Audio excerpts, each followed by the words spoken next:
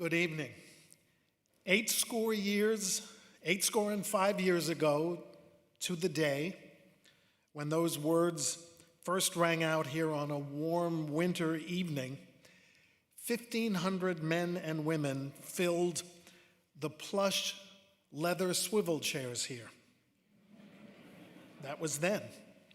By the way, they were facing that way.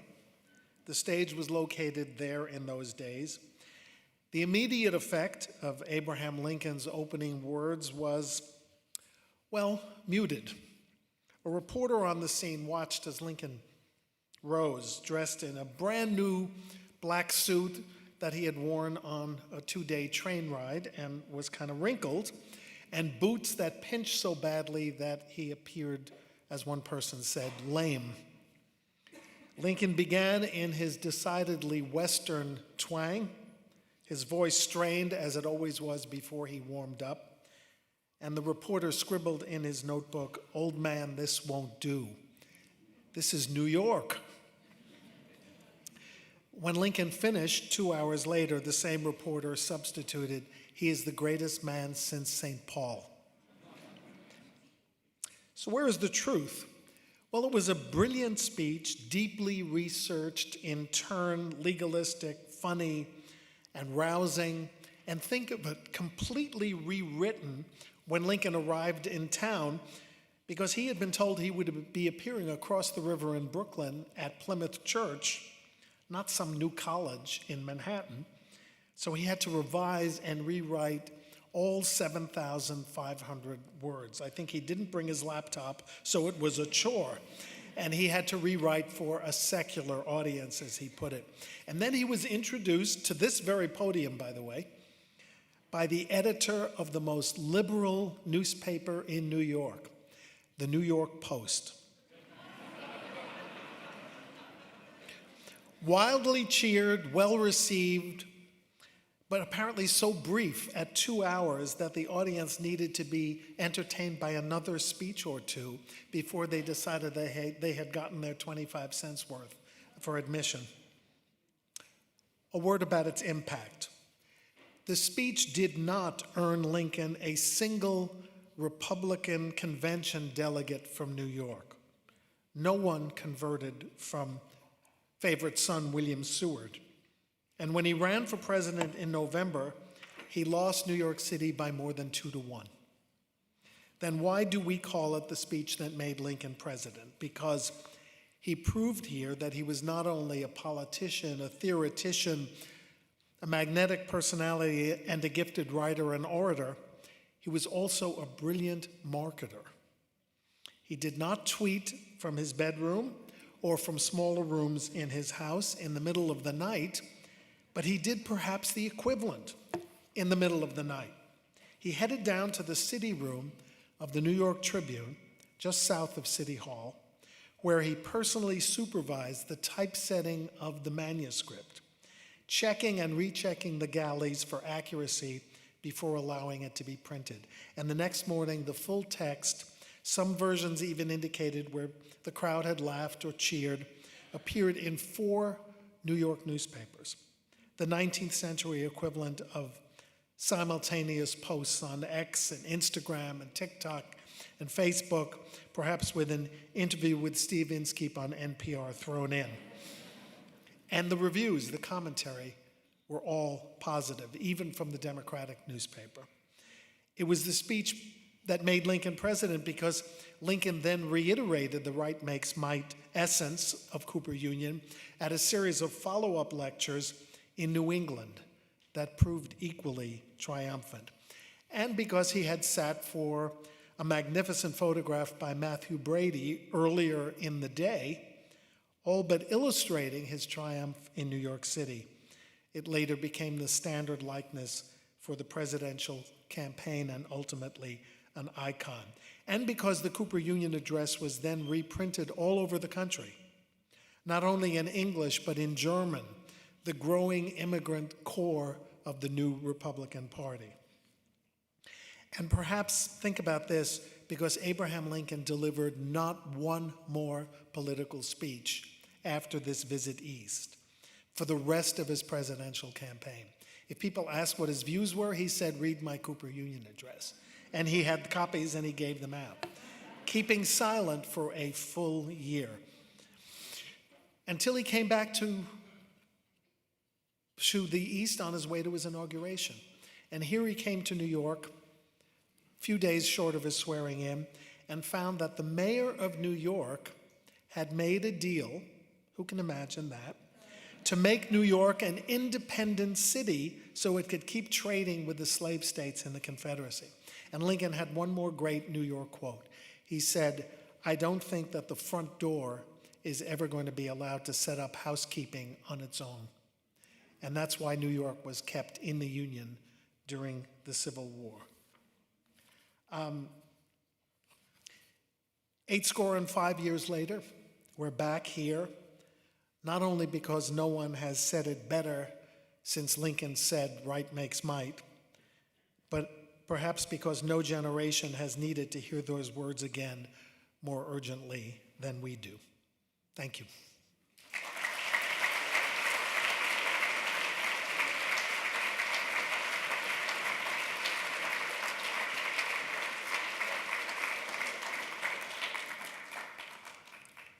Thank you, Richard Thomas, and thank you, Harold Holzer, and welcome everyone to the Cooper Union. Please join me in another round of applause for Harold and Richard.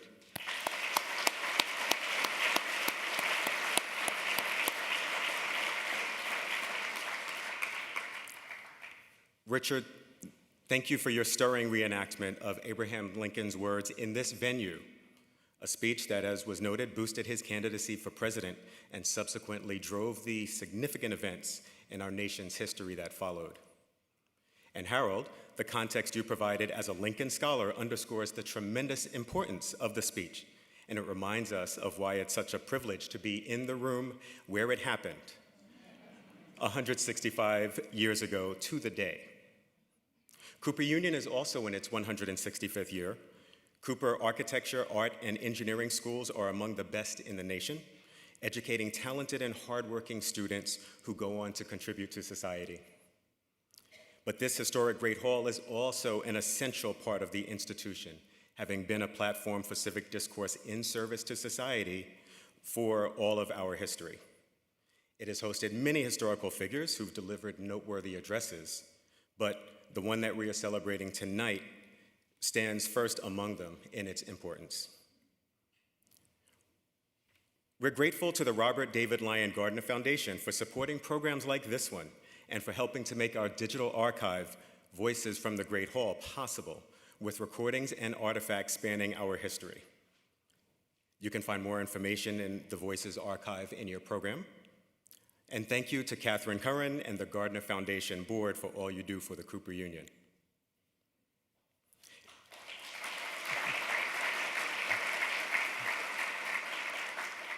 Tonight, we gather to explore a subject that has shaped our nation's past and will need to inform our future. How a leader's approach can bring unity in times of division. Abraham Lincoln's legacy is built on his keen understanding of human nature, as well as the fierce determination that he used to bridge divides. And his example offers timeless lessons. How can those lessons be applied to heal what many consider to be a deeply fractured America today? Well, it's my pleasure to introduce two very thoughtful guests who will guide us through this exploration. Steve Inskeep is a co-host of NPR's Morning Edition, the most widely heard radio program in the country. And he's a co-host of NPR's Up First, one of the nation's most popular podcasts. As the author of several books on American history, he'll shed some light on how Lincoln strategies can be effective even now. I had the pleasure of reading his book, Differ We Must, How Lincoln Succeeded in a Divided America. There was a lot to reflect on, even for someone like me who will never have the fate of a nation in their hands. His ability to work with those who had opposing views while maintaining his integrity and adhering to his own views was inspiring. In conversation tonight with Steve is Linsey Davis, the Emmy Award-winning anchor of ABC News Live Prime with Linsey Davis, the ABC News streaming weekday primetime newscast, and she's also the anchor of World News Tonight on Sundays. We saw Linsey in action as a moderator when she co-hosted the 2024 presidential debate. Together, Steve and Linsey will help us understand how Lincoln succeeded in a nation that was in such a tumultuous state, with simmering tensions even among the population and those in the North. I'm excited to get started with tonight's discussion, so please join me in welcoming Steve Inskeep and Linsey Davis to the stage.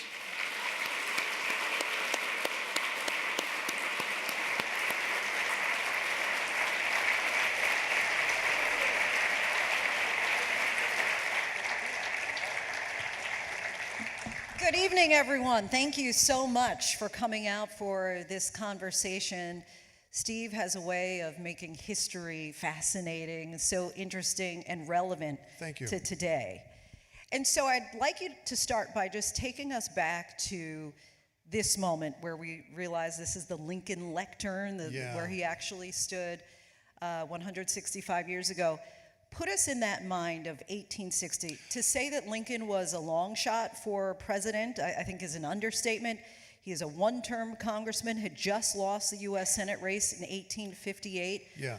What happened here on this stage that changed the trajectory for him? Let me try to lay it out, Linsey, and of course I'll try to get my facts correct, and if I get anything wrong, just, check me on that. Yeah, I've been known to fact check. That's what I've heard. That's what I've heard.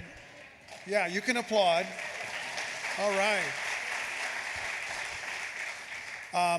It's a dramatically divided time. It's 1860. The central political issue is what we heard in Richard's rendition. It's slavery. Slavery is legal in a little bit less than half the states, illegal in other states. It had been abolished or was on the way to being abolished in other states, but it was phenomenally divisive. We think of slavery in a way as an obvious and even simple issue. You're either for it or against it. There were 1 million different positions at that time, 1 million gradations, but it was extraordinarily divisive. It's a divided moment, and Abraham Lincoln was rising as a political figure at that time. You're exactly right. He had only served one term as a member of Congress. He would not seem to be on paper at all qualified for the presidency. But in 1858, in his home state of Illinois, he had run for the United States Senate. And as Harold so ably pointed out, he was a great publicist. He was a bit of a showman as well as a politician and a logician. He challenged his opponent, Senator Stephen A. Douglas, to a series of debates. Douglas was super famous and super powerful, so going after this man made Lincoln more famous. The debates themselves were an innovation. The debate that you moderated, I believe there were generally 2-minute answers. There are different levels. I think it started out with 3, 2, 1. Oh, I see. Yeah. So as many as 3 minutes at a time that they would talk. In the Lincoln-Douglas debates, the debate was 3 hours long. The first guy would go for an hour. The other guy would go for an hour and a half. And then the first guy would get a half-hour rebuttal at the end. They did this 7 times. Thousands of people came, no microphones. Thousands of people came to listen to them debate for 3 hours at a time, and people are taking them down. And Lincoln, as we know, was making sure, if necessary, that there was a good record of the debate, and it was being published in newspapers across the country. And Lincoln became a famous figure. He still was considered a long shot for the presidency, but he did what people who lose elections sometimes do. They try to make money doing other things. He was a lawyer, and he had a chance to do a paid speech in New York City. $200. I think it's $250. Harold is here. You can check me on the fact there once again. In any case, an amount of money that at that time was worth coming to New York for, and clearly also a political opportunity. Harold perceptively noted that Lincoln didn't go on to give a bunch of campaign speeches. It's really remarkable to think today that the presidency was considered way too important and dignified to go around tweeting about it or talking about it or pushing yourself for the job. You were supposed to be called forth by the people. And of course, there were ambitious men. And so they would have to figure out ways to be called forth by the people. They would do different things to get attention. If you were in the Senate, if you had won your Senate race, you might do things in Congress that would get your name in the newspapers and get your story before the public. If you were lucky enough to have been a war hero, you could use that to ride to the presidency, as Andrew Jackson had done. Lincoln did have a bit of experience in the militia, but joked later on that he mainly was bloodied by the mosquitoes. So didn't have a good war story to tell, but there was this opportunity to come to New York City and give a speech. It was just supposed to be a paid speech about slavery, but people assumed or understood what he was doing. The New York Herald, which was one of the great newspapers at the time, said Lincoln makes his bid for the nomination this evening. That was one of their comments. So it was on people's minds, but he was considered very much a long shot. And he was a long shot for a new and rising political party, the Republicans, who were only a few years old. They had been formed around the idea of opposition to the expansion of slavery.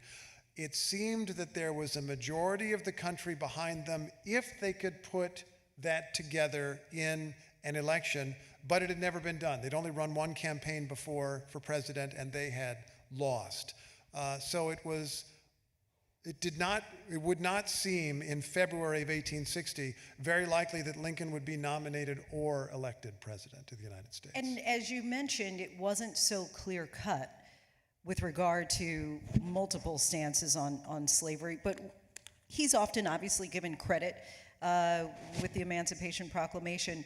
Give us a sense of the tumult that he experienced internally about slavery. Yeah, this is something that's worth remembering. Lincoln is criticized sometimes today with some justice, because if you go through a number of his public speeches, if you go through the Lincoln-Douglas debates, where he's talking a little more off the cuff than he was here at Cooper Union, you'll find racist language. You'll find dated ideas. You will find things that do not stand up in history. When I look at the great figures of that time, almost the only one whose words almost entirely stand up and seem modern and appropriate now is Frederick Douglass. Lincoln was not calling for immediate abolition of slavery. He believed it to be wrong. He had always believed it to be wrong. His first known public statement about slavery when he was in his 20s said that it was based on injustice and bad policy. But he also believed in the rule of law and believed in the Constitution. I know that's very unusual to think about having a president who believes in the Constitution, but he believed in the Constitution. That was a joke, by the way. That's a joke. It's a joke. Every president has said that they stand for the Constitution, and most presidents eventually are accused of violating the Constitution. And then they have a big battle about it in the Supreme Court. But in any case, what was I saying? Yes. We were talking about Lincoln's belief that slavery, the common reading the Constitution, made it impossible to attack slavery in the states that chose to practice it. Lincoln was a citizen of a state, Illinois, that had banned slavery, also had horrible laws about black people. They were not really allowed to be citizens in Illinois. They were barely allowed to live there at all. But in any case, his state had abolished slavery. And that left him in the constitutional system with relatively little to say or do about it. And he accepted that, but then argued that the expansion of slavery had to be stopped. And this became, in his telling and his use, a powerful political issue. His challenge, if you're going to be an anti-slavery politician, your challenge, and this is something that is very relatable today in many issues that we have, slavery, to state the obvious, most affects the people who are enslaved, and those people don't get to vote. This is a common problem of democracy. Things are decided by voters who may not be the same thing as the people who are affected. Children are affected by the results of our elections but do not vote. Immigrants are affected by the results of our elections, but many of them do not vote. And this is another one of those cases. And Lincoln's challenge, if he was going to be an anti-slavery politician, was to persuade an overwhelmingly white electorate, in the case of Illinois, a 100% white male electorate, that they had an interest in stopping slavery, in restraining slavery. And he would make a number of arguments about that. He would say, A black man has the same right as you do to be paid for his labor. And that's something that a white person could relate to because everybody wants to be paid for their work. He would also say, Southerners are not just going to practice slavery where it is, they want to bring it north. They want to bring it to your state. And I look at these various political movements and Supreme Court rulings and other developments, and what I see is a conspiracy. I'm sure his critics thought he was a conspiracy theorist. He said, what I see is a conspiracy to spread slavery across the country to make it nationwide, and this is going to be bad for you, voters of Illinois. This is going to be bad for you, voters of New York City. You may think that you have no particular stake in this issue, and there were a lot of white people who effectively would say that. What difference does it make to me? And he would argue, no, you as a citizen of this country do have a stake in this. It engages your interests. He was always trying to think about how to speak to the interest or even the self-interests of the voters whose votes that he wanted. We'd have to wonder what he would think about DEI today. Well, that's a really interesting question because part of the debate over DEI in business, to give an example, is are you doing this because someone is moralistically scolding you about what is going to be right, or are you doing this because it's good for business? And there was a period in which corporations were saying, we're in favor of diversity, we're in favor of equity, we're in favor of inclusion because it's good for business. It's a big, diverse country. It's getting more diverse. We want to be in touch with every part of it. We want to sell our products to every part of it. And we want to get the best talent that there is. And so we need to reach out to every kind of person. That was the argument for diversity, equity, and inclusion when it was in favor. It was about people pursuing their interests. And it's now being portrayed as something else, as against people's interests, and we've moved into a new phase. Although it may be, it's still a very big and diverse country. We may find out that we end up having the same argument, but we call it something else. People have said, and who knows if they're being hyperbolic, but that America has never been divided more since the Civil War. Yeah. Would you agree? I don't know that I would necessarily.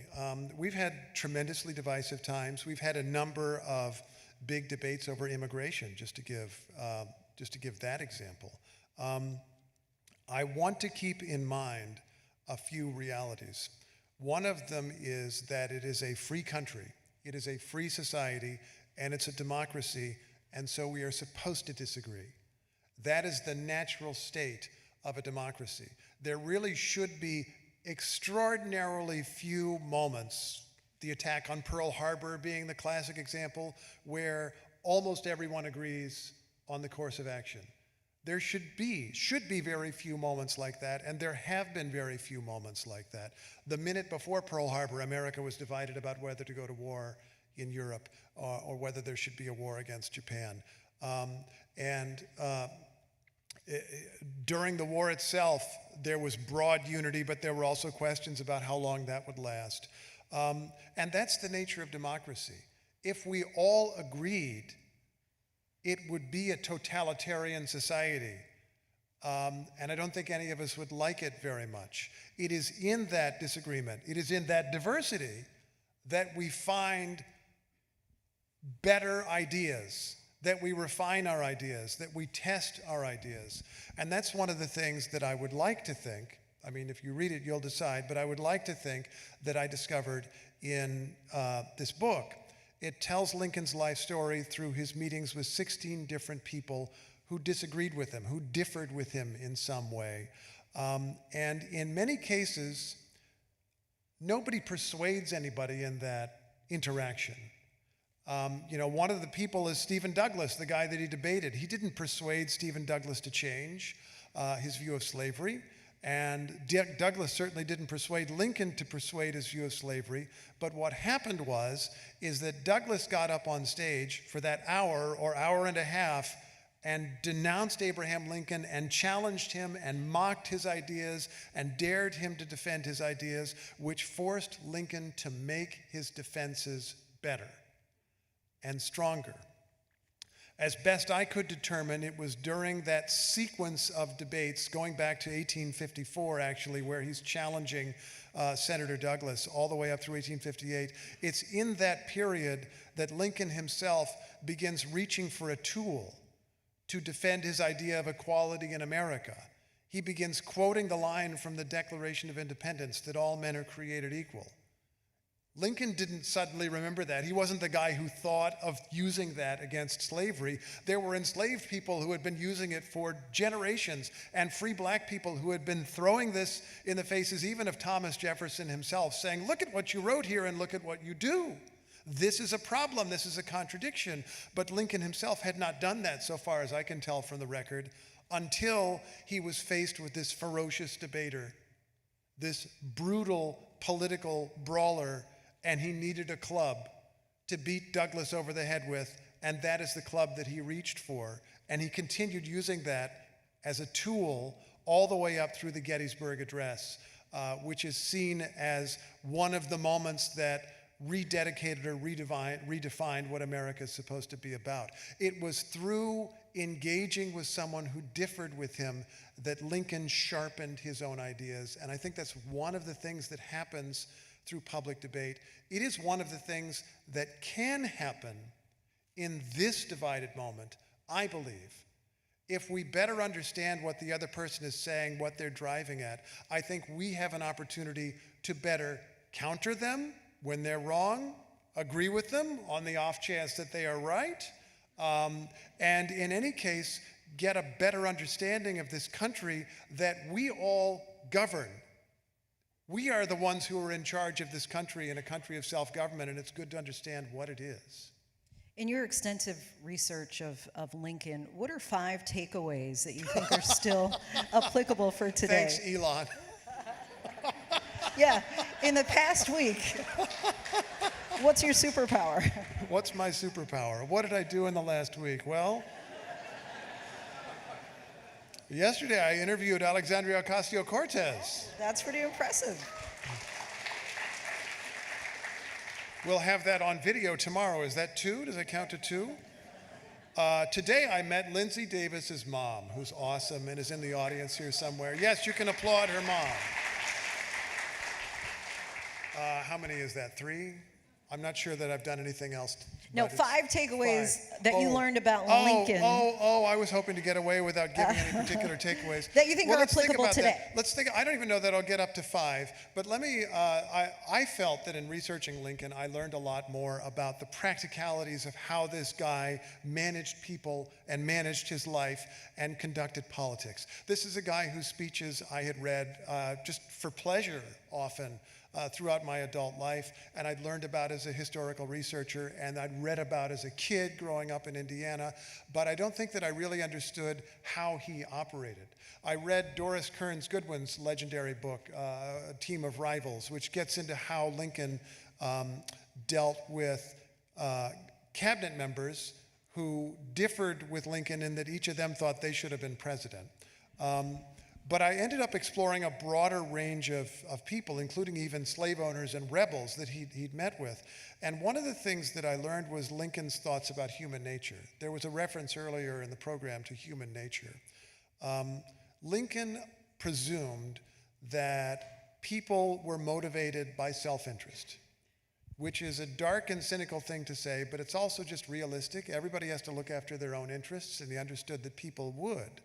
There is a reference to interest again and again and again and again in his speeches and letters and other writings. He understood it was something that he had to wrestle with. There were Americans who deeply understood that slavery was evil and wrong and would say so, and they would continue owning human beings, and their reason was, well, it's in my interest. I inherited these people. Why? I can't really give it up. Why would I give it up? And that's a powerful force. Thomas Jefferson pretty much did the same thing. And so Lincoln understood that people acted out of self-interest. And he understood that as a politician, he had to wrestle with that self-interest. He had to deal with that self-interest. But then here's maybe a second takeaway then, understanding that he didn't just scorn people. He didn't ostracize people or push them away or tell them they were all wrong or scold them. He would meet them where they were, and he would try to deal with them. In 1863, after he issued the Emancipation Proclamation, so it's the middle of the Civil War, he's put out this proclamation. One of the things that's happening is the Union Army is moving south, freeing people from slavery and enlisting them in the Union Army and adding them to the Union forces, the preponderance of numbers in favor of preserving the nation. And people in his own home state of Illinois were outraged, terrified, because they were thinking about their self-interests. People in Illinois, and this is like written down, they wrote it down at the time, they were terrified that if millions, because it was 4 million people enslaved, if millions of people were freed from slavery, all these people who were illiterate and unprepared to be citizens and not ready to play a role in democracy and whatever else they thought about them would come north in search of work. They were terrified, again, this is kind of hard to imagine today, of people coming across the border from the south to change the character of their community and affect them. And we can scorn them or call them racist or whatever, but it's also kind of understandable, right? It's human, it's the unknown. What happens when we free all these people? What could happen? There were people who even developed all these theories about how it would be bad for black people to be freed from slavery, because they would inevitably come into conflict with white people and it would become a race war, and the white people were more numerous, so the black people would all end up dead. So you had to remain in slavery because it's better for you than the alternative. That was the literal argument that people made. And Lincoln is like having to deal with these people. And he's president of the United States and he's running for re-election and he's like, how do I get these people's votes? He didn't say, you bunch of whatever. He learned that there was a mass meeting of people in his home city of Springfield, Illinois, the capital of Illinois. And he couldn't go personally to speak there, so he sent a letter to be read aloud by a friend of his.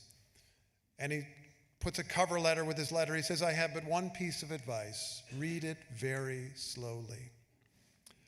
And he goes through, and it's in many ways, it's a raw and difficult letter to read. It deals with politics. It deals with race. It's extremely frank. There's a couple of cutting remarks in it. But mostly, he's just dealing with facts. And he's like, these people who you don't like have been freed from slavery and are putting on the uniform of this country and fighting so that white people don't have to do that fighting. And they are winning victories. And they have just participated in opening up the Mississippi River from the source to the mouth and recapturing it under federal control. We are winning the war because of these people who you're afraid of. And it is in your interest to allow that measure of equality. So I don't know that we're up to 5 yet, but Lincoln understood human nature, thought about people's self-interest, but then engaged them, often with what was also a moral argument. But he wasn't scolded. That's another takeaway. Don't go around scolding people. Think about what you can say to them that might bring them over to your side, or at least help them understand where you're coming from. I want to say another thing since we're talking about takeaways. I think often about the beginning of this speech. The beautiful rendition was a partial rendition. Otherwise, we'd still be here listening. It's a rather long speech. And it did not include the opening lines, which are among my favorite lines. In fact, I wrote them down here while we were backstage, and I'm just going to read the way that Lincoln began this speech. The facts with which I shall deal this evening are mainly old and familiar, nor is there anything new in the general use I shall make of them. Wow, that's a real grabber of a... I mean, no wonder, as Harold pointed out, that people thought he was unimpressive. And the first time I ever read that speech, which was probably in Harold's great book, I thought, man, like, come on, what a loser beginning. What's going on? Get over yourself. Like, you're really underselling things here. And it took me a while to realize what he's doing. First, he is humble, and that is part of his public persona.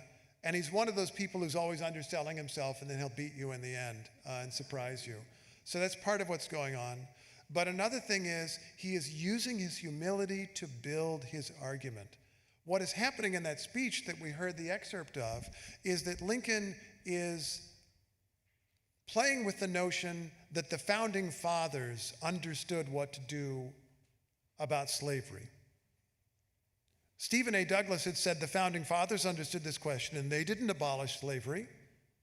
But Lincoln did his research and found evidence that of the 39 signers of the Constitution, the vast majority of them were on the record at some point in opposition to slavery.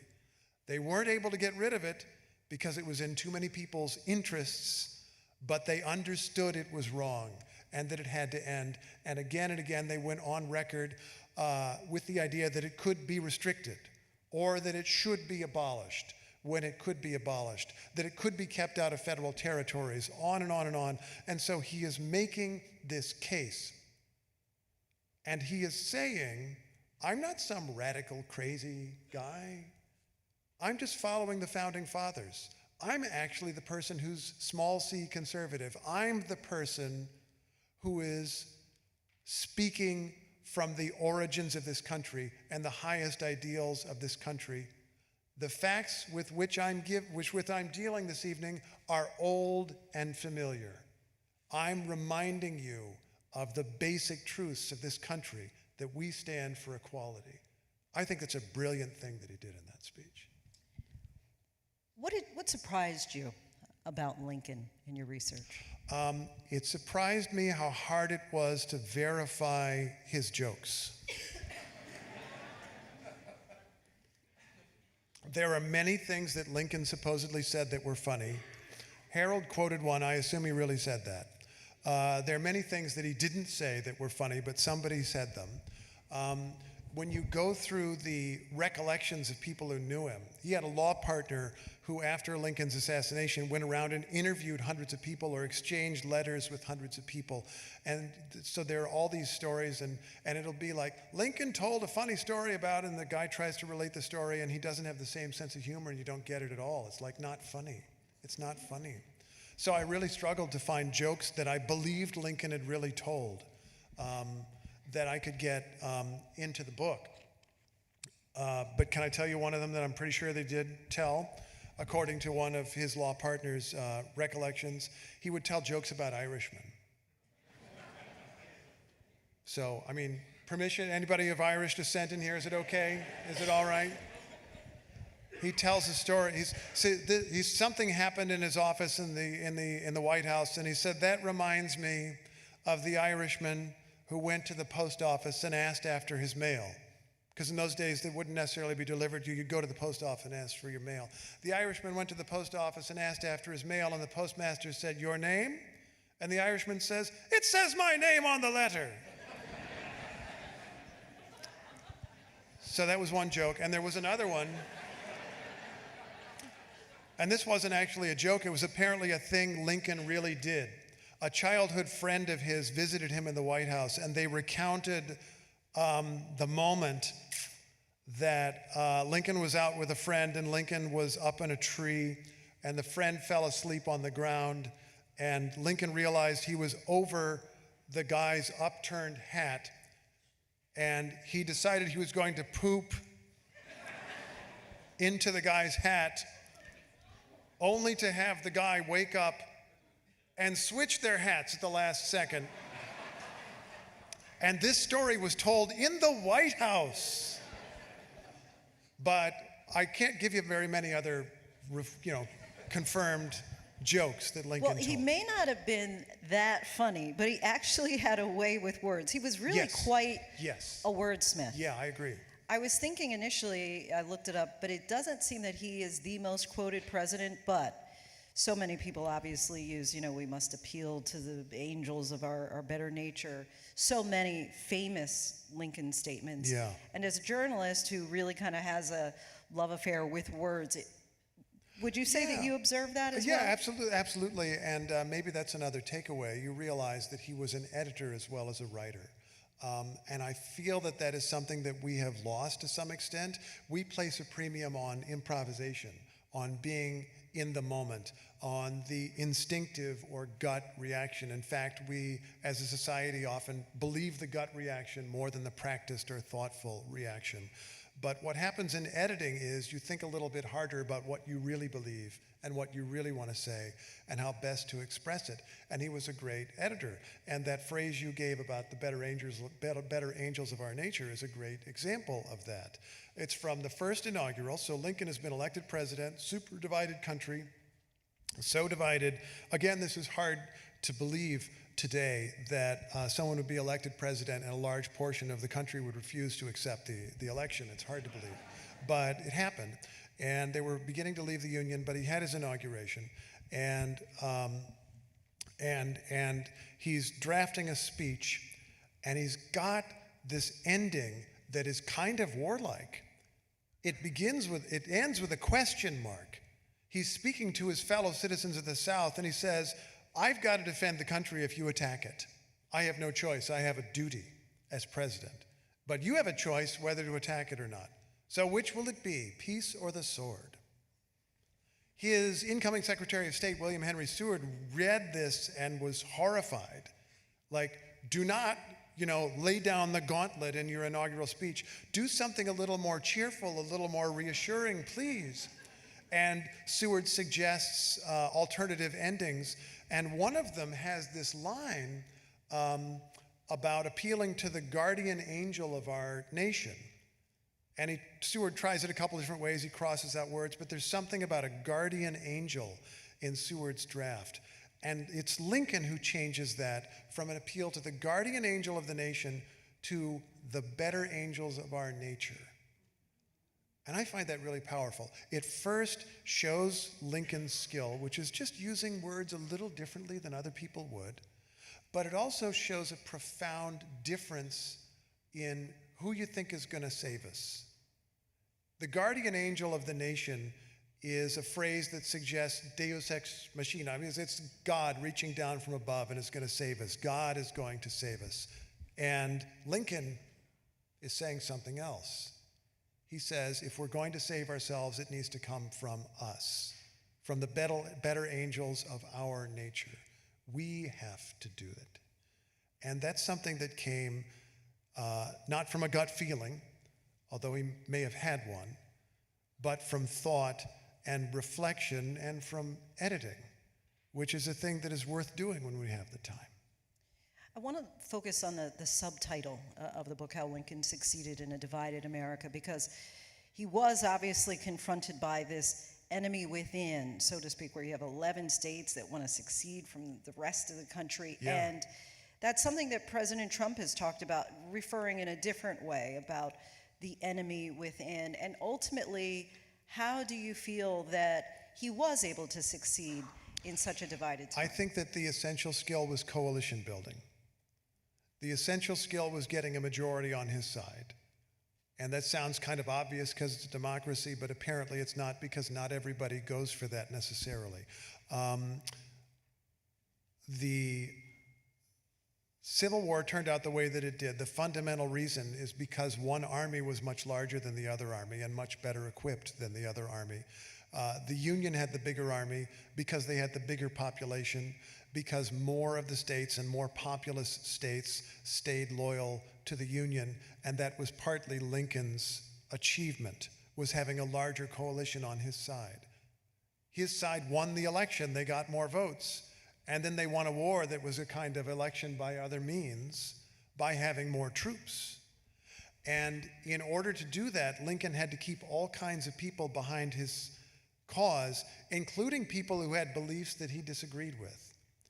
One of the remarkable things to think about, but it's a really important fact about American history, is that a number of slave states, led by people who believed in slavery, practiced slavery, legalized slavery, stayed loyal to the Union. And Lincoln went out of his way, in some cases, to keep them in the Union because he realized that if they left, if they went over to the other side, there were going to be too many people against the federal government, and it was going to be a real problem. He needed to keep those people on his side, and it was in the end, in the larger cause of justice and humanity, that these people who had terrible beliefs stayed loyal to the country. That's coalition building. is figuring out something that you have in common with someone who doesn't agree with you on other issues. We just went through an election where Democrats had believed for 20 years that they had by far the larger and more diverse and broader coalition in America. But there are cases in recent years where Democrats pushed away people. We don't want your support. We don't agree with you. We don't believe in you. We don't need you. And it turned out that Trump was the better coalition builder this time and had a more diverse coalition than Republicans have had in the past and got a few more votes. We could have a far more complicated discussion about how that was, but if we're going to have a democracy, and if you want your side to win, you need to have a majority of votes on your side. And that requires some compromises, not of your principles or fundamental beliefs, but sometimes dealing with people who you find to be imperfect or unpleasant or just on a very different page than you are. You said if we are to have a democracy, do you think that that potential exists that we would not? I am aware of the anxiety that people have, so maybe I was pausing for effect there a little bit. I don't think that democracy is assured. I think Ronald Reagan is right about that. We're always one generation away from losing our freedoms. We have to work at it all the time. We do have a very robust system of checks and balances. We do have a free society. We have a very large news media. We have all the information in the history of the world practically at our fingertips. We have immense amounts of money. We have immense resources. I see no reason why we should not continue with democracy and why we should not continue with self-government. I acknowledge there are some people who are part of our public debate who think that's a bad idea and that we should have a CEO who dictates to us or that we should be atomized into tiny communities. There are all kinds of ideas, and people can keep coming up with ideas, I suppose. But we have a system that has lasted close to 250 years, that has evolved over that time, and it is up to us to insist on it. Whichever side of the divide we might be on. We have rights as free citizens, and we need to insist upon them. This is a time of fear for many people, and I understand that, but even those of us who are afraid need to insist upon our rights as citizens.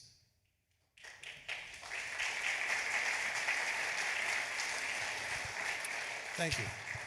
Thank you. And to speak out when necessary, and to vote, and to contribute, and also to listen and to compromise sometimes and to coalition build and do what is necessary to bring the country to the next level and to the next step. You said it's a time of fear. Yes, we'll allow that applause Thank you. there. A time of fear for a lot of people, and we're running out of time, so I'm just going to ask you this, that I'd like to get a sense from different people. What keeps you up at night? And at the same time, what gives you hope for our country? What mainly keeps me up at night is my 9-year-old. No, it's fine. I'm a parent. The other thing that keeps me up at night is my day job, because I get up at 3 o'clock in the morning on days that I do morning edition, start work at 4, and the show begins at 5 a.m. I'm avoiding the question, aren't I? What keeps me up at night is sometimes the responsibilities of my job, and I'm sure you feel this too. You want to get the story really right. You want to get the story across to as many people as you can. And sometimes I do lose sleep because there's a story on tomorrow, and I'm just trying to get everything straight in my head. Sometimes there are news developments that you wonder, where is all of this going? And sometimes it doesn't affect me directly, like the war in Gaza, to give an example. In the early months of that, like, what on earth is going on? And it affected a lot of people that I knew. It didn't affect me personally, but it kept me up at night. The Russian invasion of Ukraine kept me up at night. Elections sometimes keep me up at night just because you don't know what's going on. I can remember the 2000 election. I covered the disputed election in 2000, and for weeks after election day, I kept going back and forth. One side or the other would seem to be ahead in the court battle or the counting battle. And whoever was ahead at that moment, I thought, that's totally wrong. It's got to be the other person. And then it would flip, and whoever was ahead then, I would think it's got to be the other person. So those developments keep me up at night, but I try to get some sleep by taking a long view, by thinking about history, by recognizing that a great number, sorry to say, a great number of urgent news stories that someone tells you is breaking news and desperately urgent turns out not to be that important in the long run. And I try to focus on the things that feel like they do matter in the long run. And I do have a kind of basic confidence in human nature, in that very thing that Lincoln tried to figure out and motivate and sometimes manipulate. People do look after their interests, and people know what they know and maybe don't know other things. But I've met so many generous people in my life and have been guided by so many people and learned from so many people. And I feel that we have such immense opportunity at this moment in history. We were talking earlier, I've got 1:44 left. I'm going to take you down to the wire here maybe. We were talking earlier about how tall Lincoln was, 6'3" or 6'4", but he was like super tall. It's like Shaquille O'Neal tall or something in 19th century terms, because people were shorter. People were shorter because they didn't eat as well. They were not as healthy. People lived much shorter lives as well. Lincoln said, when he left Springfield for the final time to go to Washington, D.C., "In this city I've passed from a young to an old man." And my first thought is, wait a minute, he's in his early 50s. I'm older than that. No, don't say old man. But he was an old man for his time. We have the opportunity that our forebears never had, to travel the world in a day, to go to Beijing or Tokyo in 12 hours, whereas it might have taken weeks to travel to St. Louis from here once upon a time. We have an opportunity to know almost anything, to learn almost anything, to get to know people all around the world, and we have an opportunity to deal with each other, and an opportunity also to be in places like this and remember where we've been and how far we've come, and that does help me sleep at night. Well, I thank you for this opportunity. Thank you. And thanks to all of you. Thank you. Thank you so much.